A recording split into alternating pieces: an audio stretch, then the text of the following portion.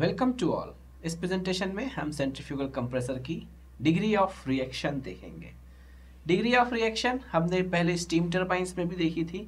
Degree of reaction क्या होता है? रिएक्शन टरबाइन में आता था, और ये कब आता था?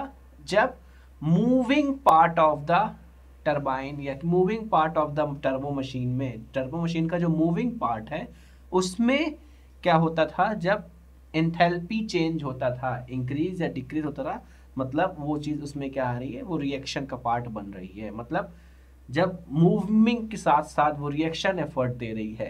तो हमने इस टरबाइन में देखा था, टरबाइन में क्या होता था? Degree of reaction is the ratio of enthalpy drop in moving blade to the total enthalpy drop in a stage. ठीक है, अब वहां पे तो एंथैल्पी ड्रॉप करके हम उससे वर्क प्रोड्यूस कर रहे थे टरबाइन में, लेकिन कंप्रेसर में क्या करना है? वर्क दे के हमें क्या करना है? प्रेशर इंक्रीज करना है। Pressure which ultimately leads to increase in enthalpy because H is equal to U plus PV। तो प्रेशर इंक्रीज करेंगे तो अल्टीमेटली उसकी एंथैल्पी इंक्रीज होगी। तो यहाँ पे डिग्री ऑफ रिएक्शन में क्या हो जाएगा? कंप्रेसर में भी मूविंग पार्ट में ही क्या होता है, उसका प्रेशर इंक्रीज होता है, फिर डिफ्यूजर में भी होता है, दोनों में होता है 50-50% के लगभग। तो it is gives the indication of the contribution of moving part compare to the total. मतलब कितना एंथैल्पी राइज हुआ मूविंग पार्ट मींस रोटर में, एम्पेलर में, टू द टोटल। टोटल कितना हुआ? Total rise in enthalpy. Centrifugal compressor की बात कर रहे हैं तो पहले इम्पेलर में हुआ, ये क्या है? Moving part. फिर किस में हुआ? डिफ्यूजर में। तो डिफ्यूजर क्या है? स्टेशनरी। ठीक है, तो इम्पेलर में जितना हुआ, तो ये मान लीजिए यहाँ पे H1 हुआ और यहाँ पे H2 हुआ, तो H1 upon H1 plus H2। तो मूविंग पार्ट का कितना वेटेज है टोटल में, उसको रेशियो से देंगे तो वो मिल जाएगा अपने को क्या? Degree of reaction. So it may be defined as the enthalpy और pressure rise in moving blade to the enthalpy और pressure rise in a stage. Simple definition हो गई। अब इसके डेरिवेशन की तरफ जाते हैं अपन लोग। तो डिग्री ऑफ रिएक्शन में क्या होगा? टोटल ये नीचे वाला क्या है? टोटल चेंज इन एंथैल्पी या टोटल एंथैल्पी राइज, वो किससे निकलेगा? Total work done. वो कितना आता है अपना work done? Work done V2 square minus V1 square upon 2 plus U2 square minus U1 square upon 2 plus अपना क्या हो जाएगा यहाँ पे? VR1 square minus VR2 square upon 2। ये तो टोटल वर्क हो गया। ठीक है, ये जो टोटल वर्क हुआ ये किसके? काइनेटिक एनर्जी के चेंज के कारण हुआ, और बाकी पोटेंशियल और उसके रिएक्शन पार्ट के कारण हुआ। ये तो टोटल हुआ, तो ये मतलब H1 प्लस H2 डिनोट कर रहा है। अब मूविंग पार्ट में कितना हुआ? मूविंग पार्ट में, मूविंग ब्लेड में कितना हुआ? U2 square minus U1 square upon 2, ये मूविंग का कंट्रीब्यूशन है, plus VR1 square minus VR2 square upon 2। ठीक, तो ये किसका कंट्रीब्यूशन है? अपना मूविंग पार्ट का। तो अब यहां से आगे इसको, इस वाले पूरे टर्म को अपन लोग और भी क्या लिख सकते हैं? WC, यूलर वर्क अपन ने पहले पिछले यूनिट्स में भी देखे हैं, ये WC हो सकता है।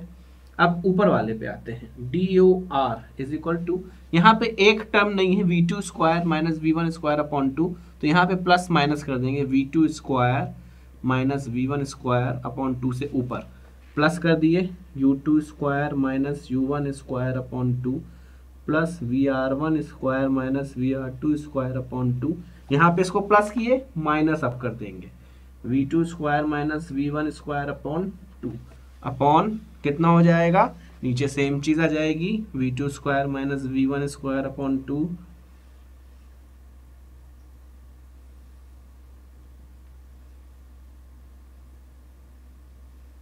2। अब ये वाला टर्म पूरा कॉमन ले लेंगे। कॉमन लेने के बाद क्या मिलेगा अपने को? DOR degree of reaction 1 minus कितना मिला? V2 स्क्वायर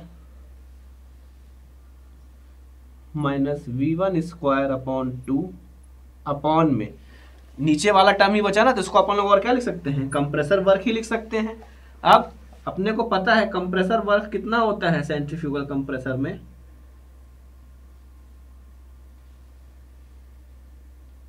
ध्यान दीजिए वहां पे v1 square minus v2 square होता रहा टरबाइन में, क्यों, क्योंकि इनलेट की वेलोसिटी ज्यादा होती थी, एग्जिट की कम होती थी। यहाँ पे आउटलेट की वेलोसिटी ज्यादा है, इनलेट की कम है, इसलिए यहाँ पे v2 square minus v1 square upon में कंप्रेसर वर्क कितना होता है vw2 u2 minus vw1 u1, इतना ही होता है। तो ये आपका रिक्वायर्ड एक्सप्रेशन आ गया for the degree of reaction for centrifugal compressor. अब इसमें कुछ एजम्पशंस करते हैं। एजम्पशन 1,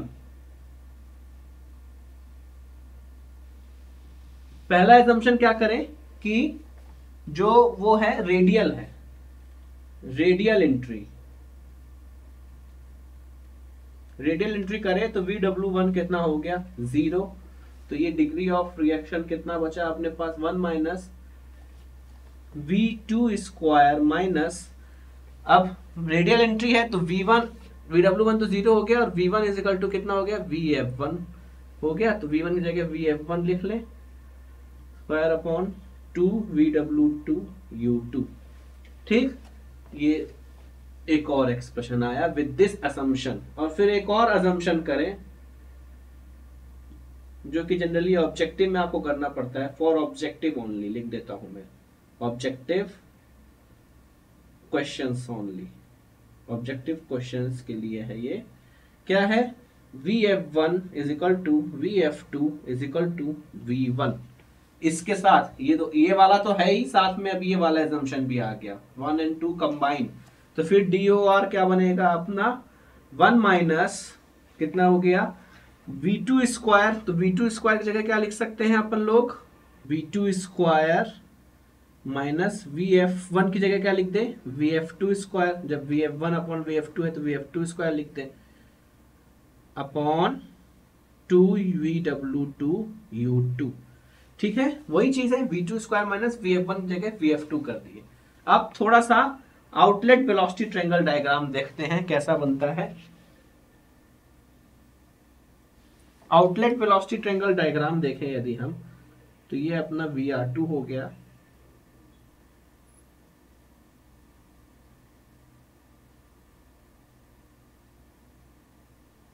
V2 VF2, तो V2 स्क्वायर माइनस यहाँ पे VF2 स्क्वायर प्लस VW2 का स्क्वायर इज इक्वल टू क्या हो जाएगा V2 का स्क्वायर, बिल्कुल।